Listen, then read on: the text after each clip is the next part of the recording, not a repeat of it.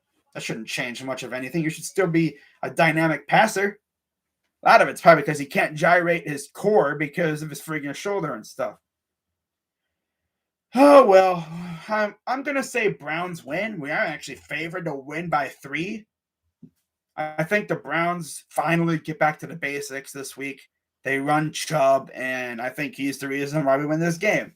I think our defense forces a couple turnovers, and we send Ben home, essentially crying again, because this is his last home game. And I believe if they lose, they're eliminated. Or if whoever loses is eliminated. So that's tough. But I'm going to go Browns in a very close matchup. Give me the Browns by, I'm going to say by 4. Like I said in my preview, I'm going like 28-24 Browns. I think Bengals can be dark horse Super Bowl team. If they can stay healthy and not turn the ball over a bajillion times. If they can keep Burrow on his feet, they can go as far as he can take him. Am I a Stefanski fan? I like Stefanski. I wish he would change his play calling, but I think what happened was he changed his play calling to help Baker. Because last year he did a lot of bootlegs and all that stuff. We ain't that. I mean, last week, that was the first time, I think, almost like half the season where we saw them run a wide receiver sweep or reverse. It's like there's getting vanilla, and then there's like even more vanilla. I don't even know how you can get more vanilla than just vanilla. Like the key to this offense is sometimes you got to keep their defense off balance. You know? Like run that reverse. Like you get all the defense running this way, then you do a little pitch move, and then nobody around. I think there was a time earlier in the year where they were trying to pitch move, and Kareem Hunt didn't pitch it. I like Stefanski, but yeah, AVP didn't look bad as our play caller. He didn't really have a full week to really work with things because Stefanski tested positive, I think, Wednesday or Thursday or something like that. But still, I wouldn't be mad with AVP calling plays while Kevin just focuses on coaching the team. We were running the ball like crazy against the Packers, and then all of a sudden Kevin's like, let's pass. I think he panicked a little bit. I think he tried a little too hard. He undervalued our running game. He's like, oh my God, we only have 50 some seconds left, but you have 3 timeouts. You have 3 timeouts. Why are you throwing the ball so much? Not to mention, the thing is, if Chubb breaks off a 50-yard run inside the 20, you have probably 30 seconds to go. You want to use up time too, because you can't give Aaron Rodgers, even if we would have driven down the field and scored a field goal. All right, we take the lead. Let's say there's 30 seconds left. Oh, you have Hail Mary Jesus on the other sideline. Would you be able to trust you would have to score a game-winning field goal with no time left to beat Aaron Rodgers. I've watched that dude beat teams too many times simply because the other team scored way too early. I don't know why you went away from Chubb. Even dump off, screen passes. It takes is one screen pass to Chubb, and he takes it up the field 50 yards, and you're in field goal territory. I feel like if we had McLaughlin, I feel like he wouldn't have been as – I don't think he would have panicked because McLaughlin can nail, longer field goals, but he wasn't playing. And they had Chris Nager. Oh, Nager, whatever. You have Chris Kicker, the kicker. And, even Dearness. There was ways he could have moved the ball. It would have also helped if our guys would have caught the ball too. There was a couple plays where guys were dropping passes. It's like, just use your. It's like I feel like a lot of the receivers try to use their chest. Like, use your hands. Like, catch it like this. Catch it like this. Catch it like this. Catch it. This shows that you're kind of scared of the ball. You got to attack the ball. Go after it. Do what you would do on the jugs machine, like that. Go after it. But, yeah, we'll see what happens this week. We should have beaten the Steelers week, first matchup. But again, guys couldn't catch the ball.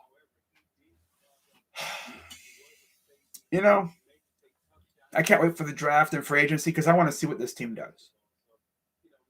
Like, what's our methods going to be? What are we going to attack? If Garrett Wilson's on the board with rounds around the clock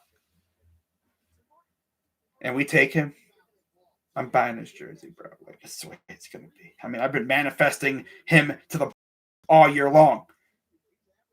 But hey, even if we don't get Wilson, Olave's there, Treylon Burks is there. You have Mechie, J-Mo from Alabama, David Bell, even Wan'Dale Robinson from Kentucky. He's actually pretty good too. There's some elite level receivers in this draft. This is the year that I think, honestly, Andrew Berry could go 2-3 receivers in the draft. He could completely reshape our receiving core. I mean, get Wilson, and maybe you get second round. You go get David Bell. Why not? That'd be lit. That happens somehow. Oh boy, but I'm never doubting AB ever again. I mean, this is the same guy who managed to finesse Greg Newsome and JOK last year. And I freaking love JOK. He was my draft crush last year. In the last 3 years, I think we've gotten my draft crush. Mac Wilson, yeah, he was kind of my draft crush, I guess. He was like my later draft crush, I guess, my late round guy. Greedy Williams wasn't too bad, though. I don't think he was my draft crush. I don't even know who that was back then. Because we didn't have a first round pick, so I wasn't expecting us to do anything. But JOK's a monster. Greg Newsome, we need him back this week. He tweeted about MNF, like Monday Night Football. It's like, is he coming back? Hopefully. But yeah, Kareem Hunt didn't practice today because of an ankle. So I see us winning. But yeah, go watch my preview video. I talked about the game and stuff. But with that being said, guys, I'm going to head on out of here. It's been almost an hour. I always do this.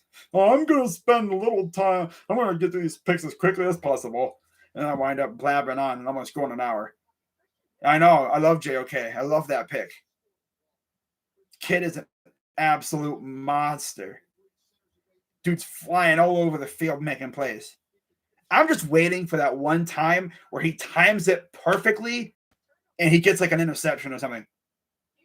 Like he forces a fumble and then gets the ball and runs it into the end zone. That would be nuts.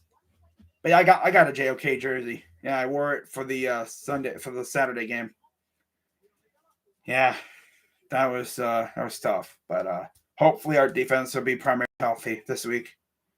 I think Delpit is going to be good as well as Newsome. Next year, it needs to be JJ3 and Delpit at safety. Ronnie Harrison, good guy, but he's just not doing it this year. He just isn't. It's the way it is. But that's going to wrap it up for this live stream, guys. Shout out to everybody who chimed in. So, got Brody, we got Tribe, we had Wilson Breckenridge, member of the Sports Fury Nation, my guy. Of course, the D1 Chosen, Clayton, and JT all popped in. So shout out to everybody who came in. I'll see you guys. What would it be? Freaking Friday?